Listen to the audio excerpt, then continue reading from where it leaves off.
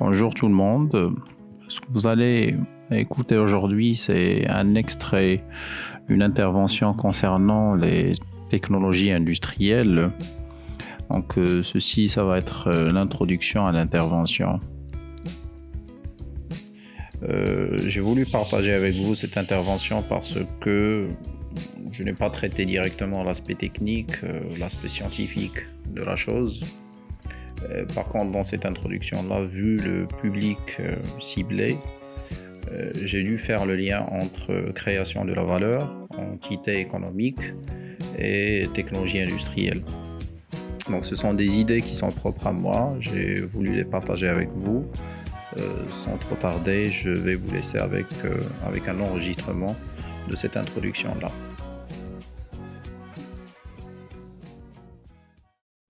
Donc, quelle que soit la structure, imaginez n'importe quelle structure économique que vous avez en tête, c'est une structure qui crée de la valeur. D'accord? Donc, en arabe, on appelle ça al-qima, bien al-qima al-mudafa. D'accord? Donc, added value en anglais. Alors, une banque, ça crée de la valeur. Une entreprise, ça crée de la valeur. Alors, pour que l'entreprise puisse créer de la valeur, j'ai besoin qu'elle existe physiquement.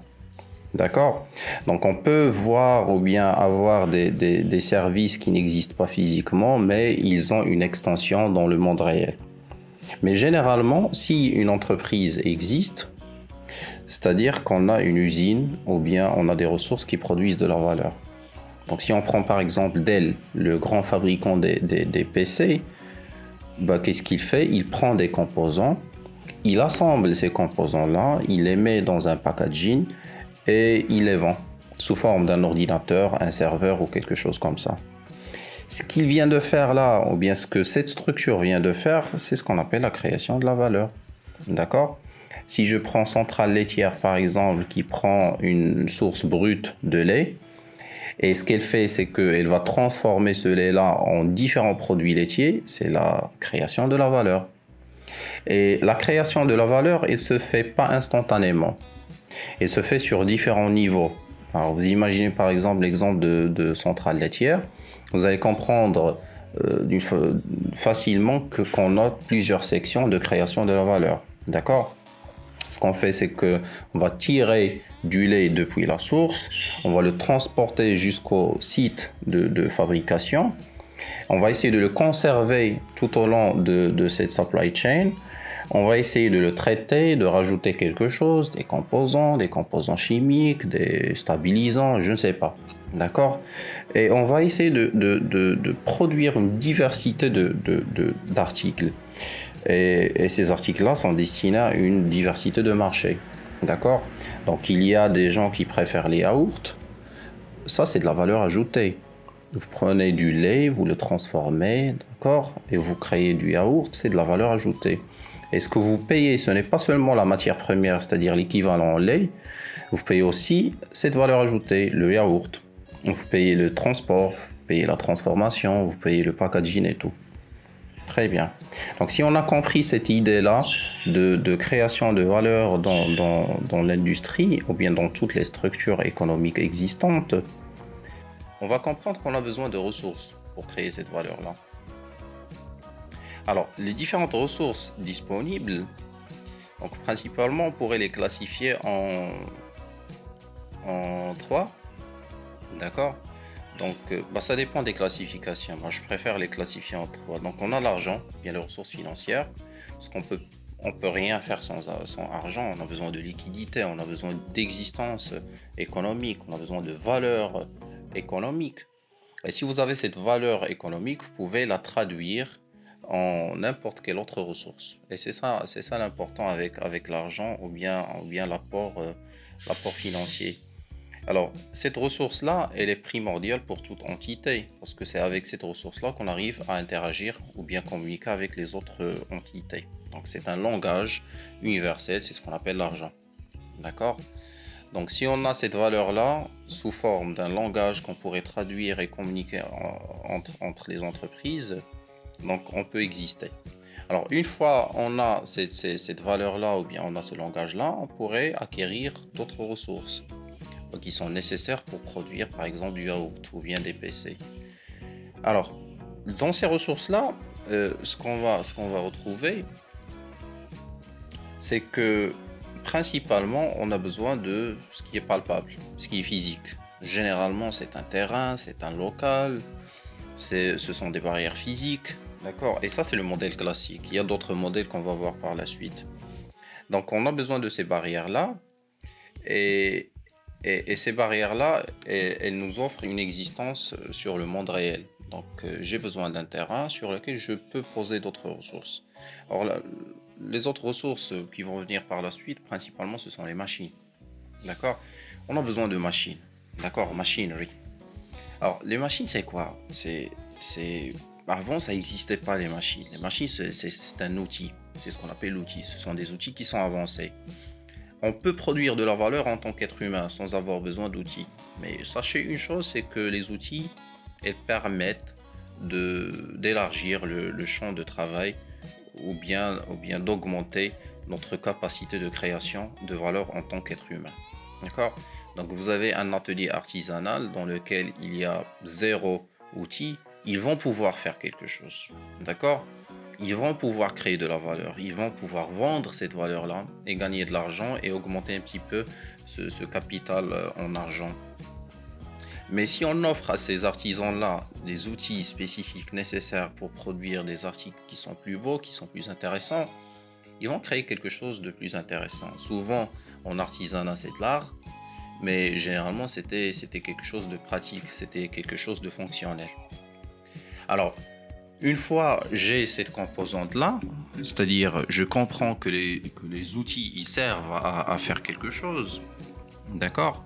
Donc, je comprends leur importance. Alors, le feu, le thermique, le pneumatique, l'énergétique,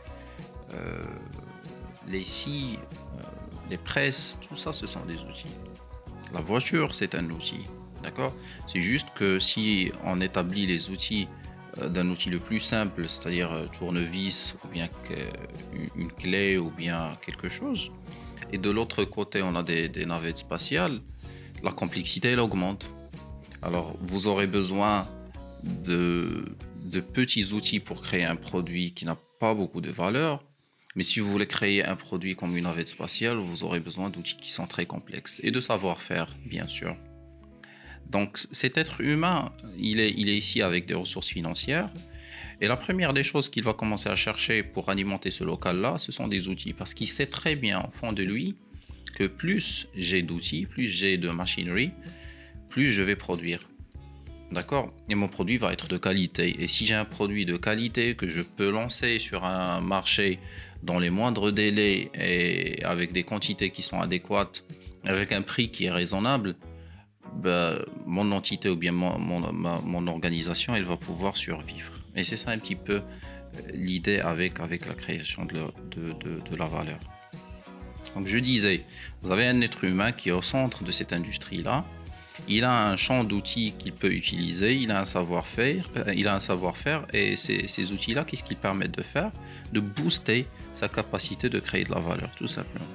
D'accord? C'est comme si vous aviez un amplificateur opérationnel. C'est comme si vous étiez un être humain normal et lorsqu'on va vous donner des machines, vous allez devenir un super-héros. D'accord? Vous avez des pouvoirs qui sont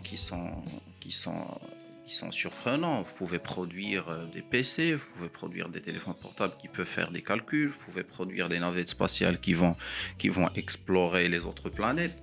Et c'est ça un petit peu ça tourne autour de ça. Donc vous avez un être humain qui a une idée, qui veut créer de la valeur, mais il a besoin d'outils nécessaires pour pouvoir arriver à son objectif.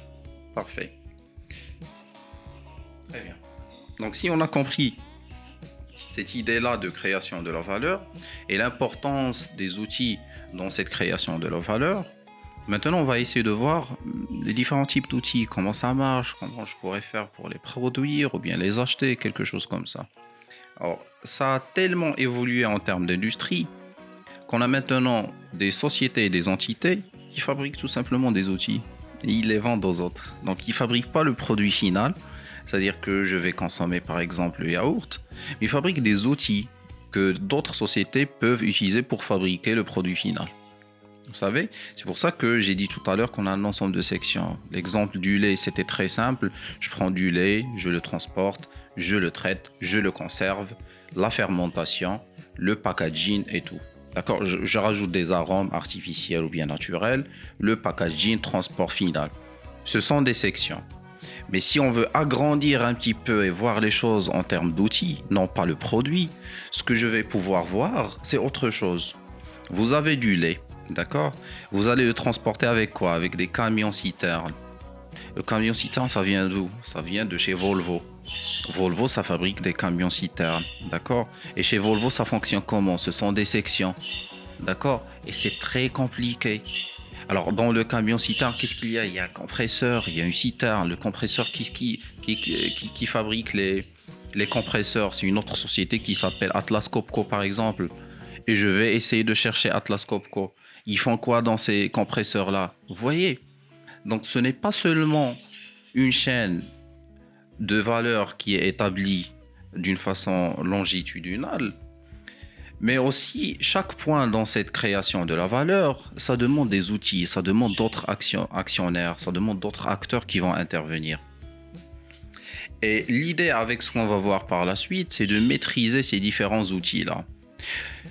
On va voir ce point par la suite. Donc on a dit, on a une chaîne de la valeur pour arriver à un produit final et ça a tellement évolué, c'est devenu tellement complexe que vous n'êtes pas seulement le seul acteur qui est en train de contribuer pour fabriquer les PC. Le microprocesseur, c'est Intel qui va le faire, d'accord? Et ce qu'il y a comme matière, par exemple, à l'intérieur, c'est ST Microelectronics qui va la faire ou bien la produire. Si vous avez un téléphone portable, vous avez besoin de la 5G dans votre téléphone, vous aurez besoin du chipset qui inclut la 5G. C'est pas vous qui allez la faire. Et qui produit ces chipsets-là, c'est Qualcomm par exemple. D'accord, je vais acheter. Et ce que je vais apporter moi en tant que valeur vers la fin, ça va être raisonnable, d'accord, mais c'est la synergie de toutes les autres valeurs que les autres sociétés ont faites, d'accord. Il y a maintenant des fabricants de voitures qui peuvent, si on fait la somme du total added value ou bien added value time, c'est-à-dire le temps de valeur ajoutée, vous pouvez avoir des voitures, croyez-moi, des voitures de sport, d'accord, qui ont un temps de fabrication, c'est-à-dire la valeur ajoutée de 5 heures, 8 heures, moins d'une journée. Tout simplement, la société, elle n'a pas créé le moteur à zéro, c'est pas la fonderie, c'est pas l'usinage, c'est pas tout, c'est l'assemblage. Elle a acheté le moteur de chez General Motors par exemple, elle a acheté les pneus de chez Dunlop, elle a acheté le châssis de chez Volkswagen, et tout ce qu'elle fait, c'est un assemblage. D'accord? Elle peut même servitiser la peinture, le quality control et tout. Et ce qu'elle facture, ce sont 5 heures, 8 heures de travail, de vrai travail. D'accord? Mais regardez cette voiture-là. C'est un produit qui est tellement complexe. C'est une valeur qui a été créée non pas seulement en 5 heures, mais à travers des centaines d'heures, voire des milliers d'heures de travail et de savoir-faire, bien sûr. Donc on a cet être humain, pour revenir à l'idée de votre terrain, vous avez un terrain, vous avez de l'argent, vous avez un cerveau, c'est l'être humain, qui veut contrôler des choses, qui veut produire quelque chose, qui a une idée, il veut produire un nouveau produit. D'accord? Donc il a besoin de ressources, il a besoin de machines, il a besoin d'outils. Donc il y a des outils qui sont très simples, comme les boîtes à outils, mais il y a des outils qui sont très complexes, comme les voitures, les camions, les centrales laitières, tout simplement, les centrales thermiques, les navettes spatiales. Ce sont des outils. C'est juste qu'ils sont tellement complexes qu'on oublie que ce sont des outils. Mais ils sont là, c'est une machine, c'est un automate, c'est un mécanisme qui est très complexe, qui est en train de servir à purpose, ou bien l'être humain, qui est en train de servir une idée d'un être humain ou bien d'un ensemble d'individus. Parfait. Donc j'ai mon terrain, j'ai mon local, je veux fabriquer quelque chose. Ce que je vais faire par la suite, c'est acheter des machines. Parfait. Donc si je veux acheter des machines, je dois dimensionner mes machines. L'exemple, c'est comme la voiture. Donc si vous voulez acheter une voiture, est-ce qu'elle va être une nouvelle voiture, pas une voiture neuve, deuxième main? S'il est deuxième main, c'est quoi le kilométrage? C'est quoi le rapport qualité-prix? d'accord? Et je dois trouver un compromis. Pourquoi? Parce que j'ai besoin de quelque chose, j'ai un besoin qui est spécifique. Je n'ai pas besoin de n'importe quelle voiture. D'accord, j'ai besoin d'une voiture qui va servir mon besoin. Et c'est la même chose pour l'industrie. Quand on décide d'acheter une machine, quand on décide d'acheter une ligne de fabrication, j'ai un besoin en tête. D'accord? Je peux carrément concevoir mon système industriel, et c'est ça l'objectif de ce qu'on va voir par la suite. Mais je peux avoir des systèmes qui existent déjà, que d'autres personnes ont conçus ou bien ont déjà utilisé. Mais ça dépend, le besoin il diffère d'une personne à une autre. Et quand je dis ici personne, c'est la société, c'est moi en tant qu'individu au sein de ma société. C'est moi le manager, c'est moi le CEO, c'est moi qui décide tout. D'accord? Juste pour simplifier un petit peu le décisionnel. Parfait. Donc, une fois j'ai cette idée-là, je dois acheter une machine. Je prends l'exemple, bien l'analogie avec la voiture et je commence à comprendre. D'accord? C'est quoi le prix? C'est quoi ça et ça et ça? Est-ce que j'ai besoin d'une voiture 2 portes? Est-ce que j'ai besoin d'une voiture 4 portes? Est-ce que j'ai besoin d'une voiture sport? Est-ce que... D'accord? Même pour un certain budget. D'accord? Donc, si je fixe mon budget, j'ai différents choix. Et c'est tellement vague, c'est tellement complexe que pour simplifier les choses, les gens, qu'est-ce qu'ils font? Ils regardent les pubs, ils regardent son voisin, qu'est-ce qu'il a pris. D'accord? Pour simplifier le décisionnel. Il se peut que ce qu'il va prendre, ça va pas correspondre à son besoin parfaitement, à 100%, mais il va réduire le risque. D'accord? Et ça se passe en industrie. Donc, il y a votre camarade tout à l'heure qui a dit à un bureau d'études. Le bureau d'études, il fait ça. Il offre une certaine expertise pour dimensionner, il offre une certaine expertise pour acheter. C'est comme le concessionnaire, c'est comme l'acheteur, d'accord? Ou bien un certain revendeur. Vous demandez conseil pour dimensionner, pour paramétrer, pour acheter ou bien quelque chose. Il y a même des sociétés, tout à l'heure j'ai dit création de la valeur, c'est physique, il y a même des sociétés, ce qu'elles font, c'est vous aider, vous assister à trouver une machine deuxième main. Ou bien un site de fabrication de deuxième main. D'accord? Le transporter, l'alimenter, que ça devienne fonctionnel. Parfait. Donc, c'est ça un petit peu l'idée avec le lien entre création de la valeur et machine, parce que les machines, c'est tout simplement un outil. Alors, malheureusement, il y a des managers qui voient les ressources humaines en tant que simples ressources exploitables, dans laquelle... elle est en train de faire du labor comme la machine.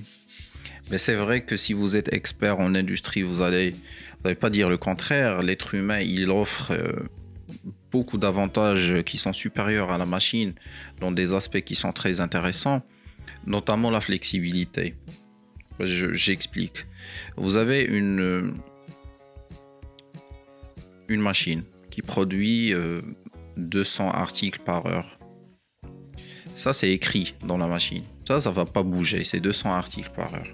Donc, si avec le temps, elle devient assez ancienne, d'accord, il y a des problèmes de maintenance, elle peut descendre carrément à 180. Si vous réparez cette machine-là et vous faites de la maintenance amélioratrice, ou bien vous allez rajouter des composants comme le turbo pour la voiture, des pneus qui sont nouveaux, quelque chose. Je peux aller jusqu'à 220 pièces par heure. Mais cette machine ne va jamais faire 40 pièces par heure aujourd'hui. Et demain, 60 pièces par heure. Après-demain, 2 pièces par heure. L'autre jour, elle va se reposer. Vous voyez, donc cette flexibilité-là, elle est humaine. Donc les CEO ou bien les dirigeants, lorsqu'ils ont une demande fixe, c'est-à-dire par exemple pour les usines qui sont en train de fabriquer les voitures, qui veulent fabriquer, 500 voitures par heure ou bien par jour, produire 500 voitures par jour, c'est fixe. D'accord? Qu'est-ce qu'ils vont faire? Ils vont acheter une ligne de fabrication qui est capable de produire ça.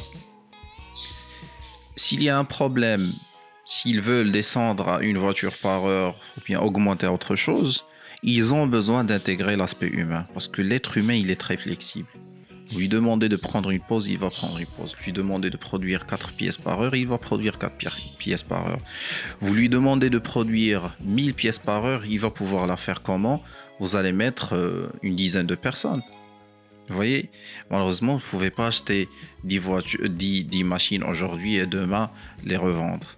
D'accord? Mais avec l'être humain, on peut faire ça. Il y a un aspect réglementaire et code du travail qui permet de faire des contrats à court terme pour pouvoir un petit peu répondre à ce changement ou bien cette variabilité de la demande. Donc on a l'être humain, donc c'était une parenthèse juste pour expliquer que l'être humain peut être considéré comme une ressource chez certains managers et j'ai expliqué pourquoi. Donc c'est l'aspect flexibilité, c'est un avantage que possèdent pas les machines et c'est ce qui rend l'être humain, donc quand je parle labor ici c'est travail, c'est la tâche manuelle, une valeur qui est prisée en industrie. Donc c'est vrai qu'il y a une autre valeur. Ce qu'on est en train de développer aujourd'hui, c'est la valeur intellectuelle, la valeur savoir-faire, mais ça on le sait déjà, d'accord?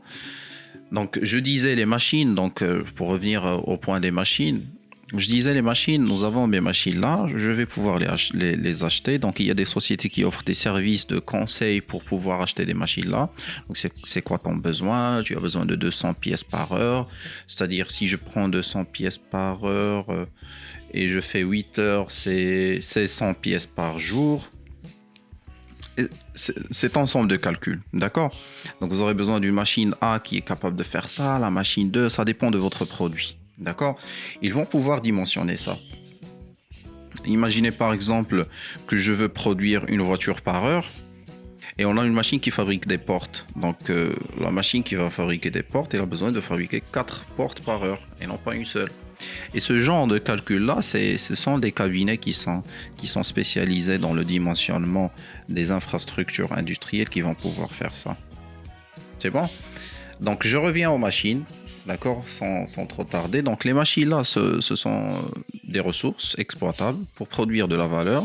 J'ai besoin de les dimensionner, d'accord. Donc pas seulement de les dimensionner, ce n'est pas question voiture de sport ou bien voiture familiale, mais aussi de consommation, d'accord, combien ça coûte. Alors vous savez très bien, parce que je donne souvent cet exemple de voiture parce que c'est très courant et c'est très familier. On est assez familier avec cet exemple-là.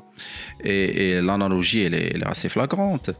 Donc, si je prends la voiture, il y a des voitures qui sont en excellent état, qui coûtent pas cher. D'accord? Si vous voulez familial, il y a du familial. Si vous voulez sport, il y a du sport. D'accord? Allemande ou bien japonaise, donc c'est du top en termes de technologie et de mécanique. Donc a good deal, d'accord. Mais les gens ils n'achètent pas ces voitures là. Vous leur posez la question, la réponse est très simple. Ils vont vous répondre, c'est vrai que la machine ou bien la voiture dans ce cas-là elle coûte pas cher. C'est vrai que c'est un good deal. C'est vrai que c'est une machine performante. C'est vrai que je ne vais pas la retrouver sur le marché avec le même prix. Mais il y a un autre problème. Alors, c'est quoi le problème? Si elle tombe en panne, les pièces de rechange, elles coûtent cher. Et ça, c'est très courant avec les BMW. D'accord? Pour les gens qui achètent et revendent des voitures. Même avec quelques Peugeot. D'accord? Même avec quelques références, d'accord. On peut retrouver ça dans une marque, on peut retrouver ça dans des références. Et l'analogie, elle est la même avec les machines industrielles, d'accord. Donc, on peut retrouver toute une marque là dans laquelle il n'y a pas de pièces de rechange sur le marché, ou bien ça coûte cher, ça coûte trop cher, ou bien des références de chez cette marque-là, pardon, d'accord. Alors, l'idée c'est quoi? C'est que une fois je vais pouvoir identifier la vraie valeur de la machine, de la voiture actuellement, mais il y a aussi une deuxième valeur qui entre en jeu. D'accord? C'est ce qu'on appelle le coût de possession. Combien je vais verser en dirhams par jour si je suis en train de posséder cette voiture-là pendant 10 ans. D'accord? Et vous savez très bien que ce coût de possession, il va augmenter avec le temps. Et l'idée là, il change carrément. Je ne vois pas seulement son prix de revient, combien je vais l'acheter. C'est combien je vais dépenser sur cette voiture-là, combien je vais dépenser sur cette machine-là pour qu'elle puisse produire des articles. Et le moment où je dépense assez d'argent, bien plus d'argent que combien ça me coûte pour produire du yaourt, bah, je perds. D'accord? Et c'est ça un petit peu l'essence et l'idée avec l'achat des machines industrielles. Donc je devrais être capable d'avoir ou de posséder une machine qui coûte pas cher, qui répond à mon besoin, vrai besoin, d'accord? Souvent, le CEO ou bien les producticiens, ils connaissent pas leurs vrais besoins, donc ils ont besoin de conseils pour les assister afin d'identifier leurs besoins. C'est comme vous êtes malade, vous allez chez le médecin. Vous connaissez les symptômes, vous savez, vous ressentez la douleur, mais c'est le médecin qui est expert, c'est le médecin qui va vous prescrire les médicaments, c'est lui qui va identifier ton vrai besoin. D'accord? C'est la même chose. Je suis producticien, je sais ce que je veux. D'accord? J'ai la fièvre, je voudrais pas des problèmes côté fièvre. J'ai un mal de tête, je devrais pas avoir ça. J'ai de la douleur côté jambes, je devrais pas avoir ça. C'est ça mon besoin, c'est ça ce que je veux. Je m'exprime comme ça. Mais c'est un expert qui va traduire ce besoin-là en 4 portes par heure, exemple. D'accord? En paracétamol pour quelque chose. Donc, il va prescrire, il va vous guider parce que c'est son métier. Parfait. D'accord. Donc, je disais quoi? Oui, je parlais de cet aspect-là de machine et on a ouvert un petit peu l'idée ou bien la discussion sur le prix de possession, combien ça va me coûter par jour. Donc j'ai commencé par un besoin, une voiture sport, familiale, quelque chose, vitesse, je ne sais pas. J'ai un budget. Qu'est-ce que je veux produire? Du yaourt par exemple, bien des PC ou bien quelque chose. Je vais chercher un consultant qui va essayer de me guider pour identifier le besoin. Ça ressemble au médecin pour me donner un petit peu c'est quoi mon vrai besoin en termes de diagnostic. C'est lui qui va faire le diagnostic. Mais j'ai aussi d'acheter la machine. Et quand il s'agit d'acheter la machine, donc il y a un marché. Donc il y a de nouvelles machines, il y a d'anciennes machines. Donc c'est un marché. J'ai besoin d'un acheteur qui connaît le marché. C'est comme pour le concessionnaire, c'est comme un mécanicien qui s'y connaît en voiture ou bien qui revend les choses. D'accord? Pardon? Ouais. Alors, l'idée c'est quoi? C'est qu'une fois je vais prendre cet aspect-là de marché, d'accord? Donc je vais dire que le marché il est assez complexe. J'ai besoin d'une personne qui va m'assister pour acheter la machine. Donc une fois je vais identifier les machines, il faudrait jamais oublier cet aspect-là aussi important, c'est le prix de possession. Combien ça va me coûter par jour pour produire du yaourt? Parce que quand vous payez vous en tant que client final un yaourt ou bien un PC, c'est la matière première, c'est l'expertise, ce sont les brevets, c'est le transport, c'est le conditionnement, c'est le conseil, c'est le site web, c'est la pub, ce sont toutes les choses que la société a investi pour que vous puissiez avoir ou bien posséder votre PC par exemple, y compris la publicité, d'accord? Ça entre dans chaque pièce, dans chaque article. Donc la machine là, combien elle est en train de consommer en termes d'électricité, d'eau, d'énergie, de ressources, de techniciens pour pouvoir la démarrer, la surveiller, la contrôler, d'automates programmables, de ressources, de gaspillage aussi. Alors, tous ces éléments-là, ils vont être chiffrés dans le PC final ou bien dans le yaourt final. D'accord? Tous ces éléments-là, ils vont être affichés dans la facture finale. D'accord? Donc, en décidant d'acheter telle ou telle machine, j'ai besoin de connaître combien elle va consommer. D'accord? Par unité de yaourt produite. Parce que si je prends un yaourt par exemple, il y a du lait, il y a de la matière première, il y a de la pub, il y a tout. Mais il y a aussi un petit élément, un petit pourcentage de la machine qui a fait le packaging. Vous voyez? Alors si cette machine-là, elle ne travaille pas, je crois que vous avez déjà parlé de maintenance ou bien sûreté de fonctionnement, elle a un taux de disponibilité qui est faible, elle a un taux de panne qui est élevé, et c'est une machine qui est là, que j'ai acheté avec des millions de dirhams. Ça veut dire que le yaourt là, je ne vais pas le vendre à 2 dirhams, je vais le vendre à 2 dirhams 50. Alors que la compétition, elle vend la même chose à 2 dirhams. C'est-à-dire que j'ai pas réussi à faire la chose. Alors, il n'y a pas seulement les pièces de rechange, il y a la disponibilité de la machine, il y a la fiabilité de la machine si elle tombe en panne. Parce que imaginez, vous avez acheté une voiture, vous me donnez un chiffre, je vais prendre une marque quelconque avec un prix quelconque. Je veux dire 600 000 dirhams. C'est bon? Une voiture à 600 000 dirhams. Alors c'est 600 000 dirhams. Imaginons que je vais rouler avec cette voiture-là pendant 3 à 5 ans. Donc je vais dire 4 ans. C'est-à-dire que je dois diviser les 600 000 dirhams sur 4 ans. Sur le nombre de jours qu'il y a dans les 4 ans. Et je vais comprendre combien ça me coûte pour rouler avec cette voiture-là par jour. Je peux même... Oui. Ben oui, parce que je partage rien. Je suis en train de parler, c'est une introduction, mon cher. C'est juste, on va voir ça, le cours par la suite, d'accord? Donc, je suis juste en train de partager ça avec vous pour pouvoir faire le lien avec ce qu'on va voir par la suite, d'accord? Donc, juste tout simplement, donc on a par exemple une voiture ou bien une machine qui coûte un certain coût, un certain prix. Je peux calculer combien ça me coûte par jour pour pouvoir rouler avec cette voiture-là. C'est bon? Parfait. Donc, si la machine elle coûte cher, si la voiture elle coûte cher, et elle tombe en panne, d'accord?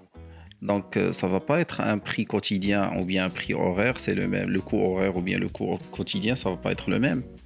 Ça va augmenter. Et c'est le même avec les voitures. Donc, j'ai besoin d'acheter la machine qui va être disponible, qui va être fiable, qui va pas consommer beaucoup d'électricité, qui va pas consommer beaucoup d'énergie et qui en même temps, ça me coûte pas cher pour produire un paquet de yaourts. C'est ça un petit peu l'idée. D'accord? Vous allez me poser la question, c'est quoi le lien avec ce qu'on va voir aujourd'hui? Donc, la réponse est la suivante. Mais si j'arrive à maîtriser ma technologie de telle façon à avoir cette machine-là, je vais pouvoir lancer un produit sur le marché qui est aussi intéressant que les autres. D'accord? Donc le lien, il est direct. Si vous maîtrisez votre technologie, si vous maîtrisez vos outils, si vous maîtrisez vos ressources, vous allez survivre en tant qu'entreprise, en tant qu'organisme de création de la valeur. Si vous n'arrivez pas à maîtriser votre technologie, si vous n'arrivez pas à comprendre, à adopter les technologies les plus récentes, les plus performantes, et avec cet aspect-là de prix, je ne vais pas changer de voiture chaque jour, d'accord?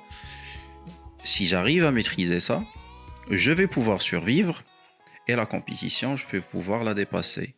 Si je ne maîtrise pas ça, d'accord, je risque de perdre tout le business. D'accord? Donc, est-ce que vous avez compris le lien entre les deux? Est-ce que vous avez des questions concernant ce que je viens de dire? Est-ce que c'était clair? Très bien. Est-ce que vous avez compris? Vous avez des questions? Vous voulez qu'on parle de quelque chose avant de lister les différentes technologies?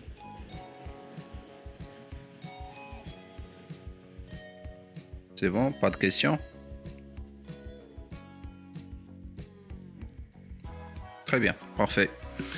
Alors, en termes de technologie, il y a différentes technologies pour fabriquer ces outils-là qui sont les machines. Donc, il y a la plus ancienne, c'est la mécanique. D'accord, on a tendance à la négliger, mais elle est très importante. C'est juste qu'on a tellement maîtrisé cette technologie-là, cette science-là, que c'est devenu une certaine commodité, si on ose dire. Je parle en termes d'industrie. D'accord. Donc pour nous, les moteurs thermiques, c'est quelque chose de courant. Pour nous, les mécanismes que vous avez dans les horloges, regardez combien c'est complexe. C'est très courant. Et donc, une fois on a maîtrisé la technologie mécanique, on est passé vers d'autres types de technologies. Donc pourquoi ça a commencé avec la mécanique? Parce que c'est la plus ancienne. Oui, c'est la plus ancienne des technologies là. D'accord? Donc, ce sont des milliers d'années de développement. L'électricité, c'est très récent. C'est pas la même chose. C'est pas la même profondeur en termes de compréhension et d'adoption de cette technologie-là, ou bien de ce savoir-faire, ou bien de cette discipline-là. La mécanique, on la maîtrise très bien. D'accord? Et on l'a tellement maîtrisé qu'on peut faire un tas de choses avec la mécanique. On peut produire de l'énergie, transformer de l'énergie, produire de la logique, d'accord, soustraire de la logique tout simplement, faire un croisement d'un ensemble d'idées, d'accord. On peut faire un tas de choses, emmagasiner de l'énergie carrément, d'accord, et même suivre le temps. Et ça, c'est exceptionnel. C'est juste qu'on a grandi, c'est quelque chose qu'on voit tous les jours, d'accord. Garder trace du temps grâce à une technologie mécanique, ça, c'est un exploit humain, d'accord.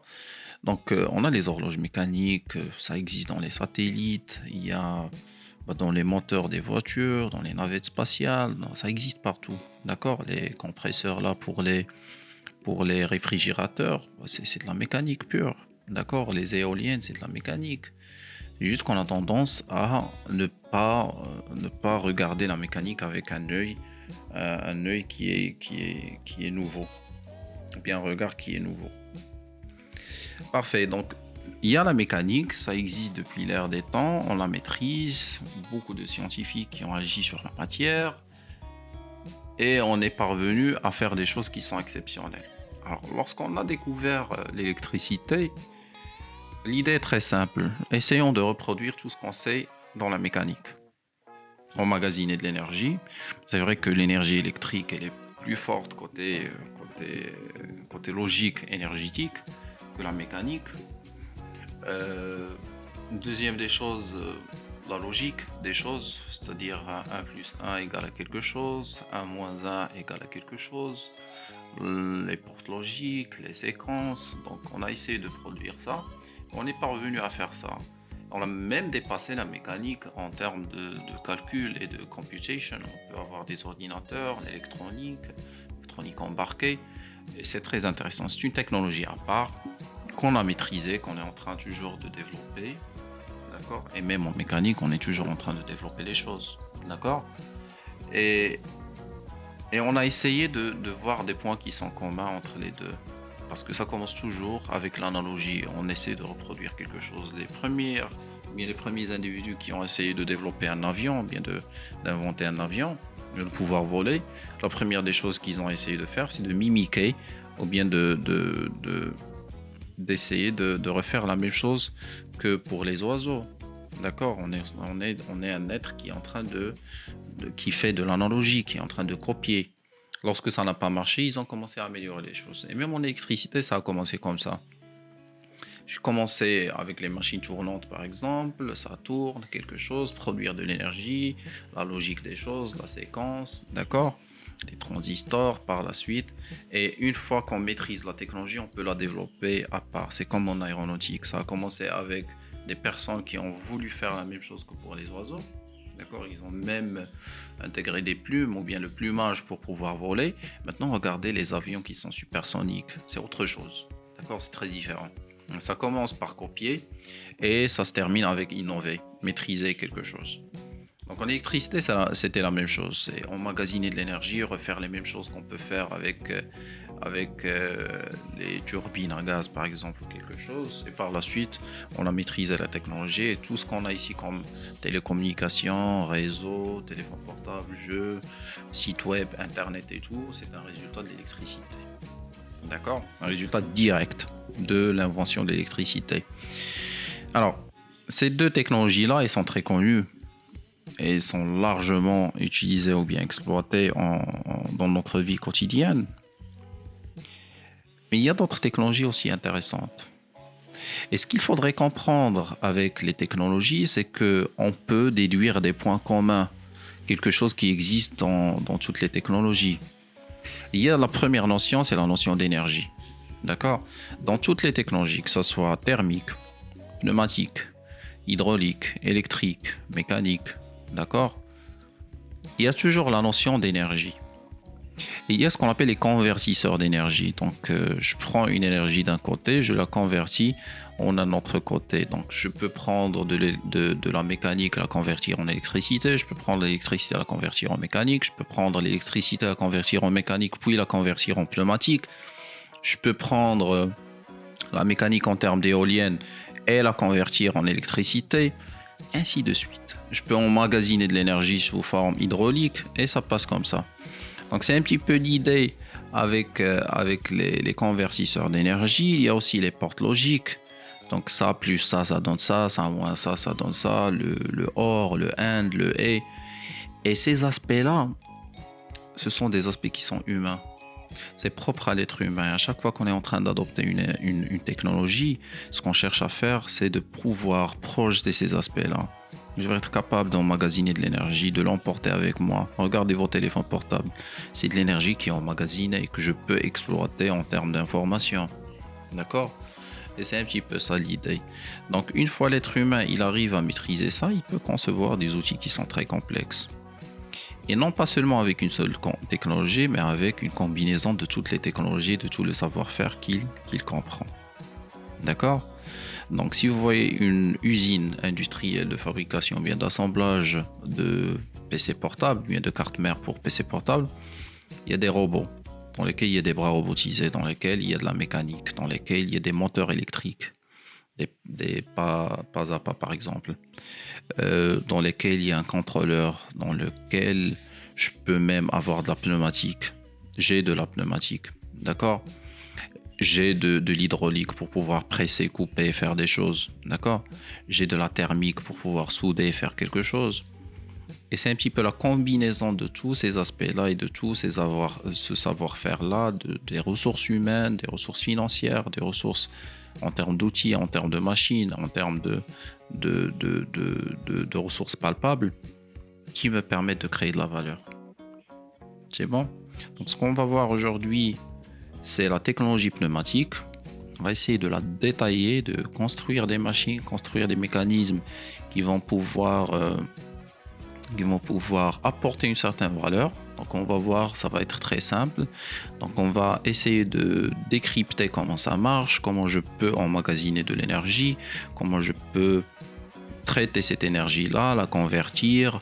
Si je la convertis, comment je peux avoir une certaine logique, comment je peux produire un article, comment je peux étiqueter quelque chose, et on va créer de la valeur. C'est vrai que ça va être simple. Pourquoi ? Parce qu'on va commencer avec une seule technologie à la fois. Mais par la suite, on peut combiner plusieurs technologies pour pouvoir créer une ligne d'assemblage, un site industriel et pouvoir l'automatiser et tout. C'est bon ? Est-ce que vous avez des questions ?